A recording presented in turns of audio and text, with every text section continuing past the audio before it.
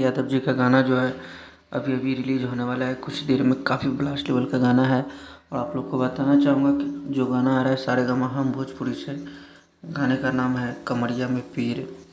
इस गाने को खेसारी लाल यादव जी ने गाए हैं।